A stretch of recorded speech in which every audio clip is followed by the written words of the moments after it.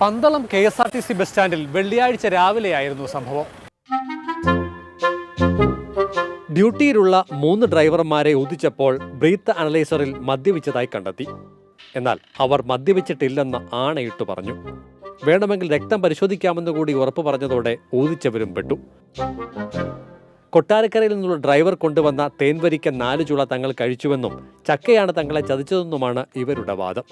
വേണമെങ്കിൽ ചക്ക ബ്രീത്ത് അനലൈസറിനെയും പറ്റിക്കുമെന്ന് ഡ്രൈവർമാർ പറഞ്ഞതോടെ പ്രശ്നം സങ്കീർണമായി. ഒടുവിൽ പരീക്ഷണ നിരീക്ഷണ നിഗമന ബുദ്ധിയുടെ അടിസ്ഥാനത്തിൽ ശ്വാസത്തിൽ മദ്യഗന്ധമില്ലാത്ത മറ്റൊരു ഡ്രൈവർക്ക് കൂടി 4 വരിക്കച്ചക്കച്ചുളകൾ നൽകി. ശേഷം ഊതിച്ചു. ശാസ്ത്രം തോറ്റു. ചക്ക ജയിച്ചു. ആ ഡ്രൈവറും മദ്യപിച്ചിട്ടുണ്ടെന്ന ബ്രീത്ത് അനലൈസർ കണ്ടെത്തിയതോടെ സർവരും നിരപരാധികളായി. വരിക്കച്ചക്ക 1-ാം തരം വില്ലനും. ഇപ്പോൾ ചക്കപ്പഴം ഉപയോഗിക്കാൻ പറ്റാത്തൊരു സാഹചര്യമാണ്.